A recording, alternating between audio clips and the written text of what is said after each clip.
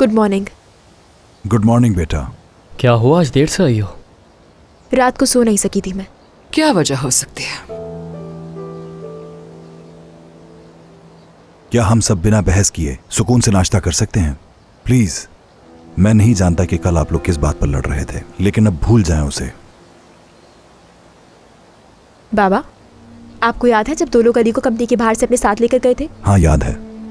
अली उस वक्त मामले को नॉर्मल दिखाने की कोशिश कर रहा था, लेकिन मुझे लगता था मामला कुछ और है, कुछ ज्यादा पेचीदा है। उस रात यही बात करने गई थी मैं। सच कहूं तो मैं जानना चाहती थी वो मुझसे क्या छुपा रहा है, क्योंकि मुझे लगता है इसका ताल्लुक आप पर हुए हमले से जरूर है।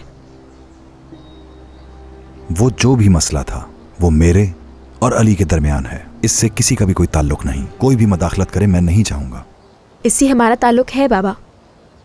उस रात मैं अली के घर यही बात करने गई थी और जल्दी वहां से निकल भी गई थी। मैंने सोचा आपको भी बता दूं। अच्छा ऐसा है, तो ये बात है जिस पर कल से बहस चल रही थी।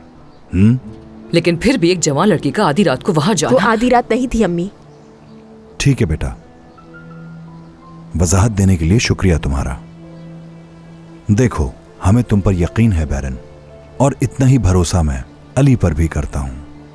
मैं जानता हूं तुम ऐसा कुछ भी नहीं करोगी जिससे मुझे शर्मिंदगी का सामना हो। हाँ, मगर यह बिल्कुल भी अच्छी बात नहीं कि तुम रात के उस पहर किसी के भी घर जाओ। आइंदा ख्याल रखना। यानी अगर तुमसे भी आकर कोई इस तरह की बात करता तो तुम्हें भी लाजमी गुस्सा आता करीम। मैं नहीं चाहती कि कोई भी मेरी बेटी के बारे में किसी किस्म की गॉसिप करे। देखो, हमें तुम पर भरोसा है पूरी तरह, लेकिन हर कोई ऐसा बिल्कुल भी नहीं सोचता। बाबा, उम्मीद करती हूँ कि हमें से मुराद अम्मी नहीं होंगी, क्योंकि मुझे अभी पता चला है कि अम्मी मुझ पर उतना भरोसा नहीं करती। बैरन, देखो, किसी को भी खुद पर बात करने का मौका ना दो। तो बस इसीलिए मैं ये चाहता हूं कि तुम आइंदा एहतियात करो। समझ आया तुम्हें? बैरन, अली का इस वक्त सोना से ताल्लुक है। तुम्हारा और अली का बचपन एक साथ गुजरा है, लेकिन सोना ये बात नहीं समझेगी, ठीक है?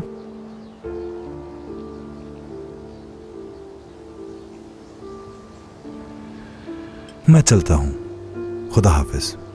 बाबा, मैं बैरन आपा के साथ आऊंगा। ठीक है बेटा, ऑफिस में मुलाकात होती है।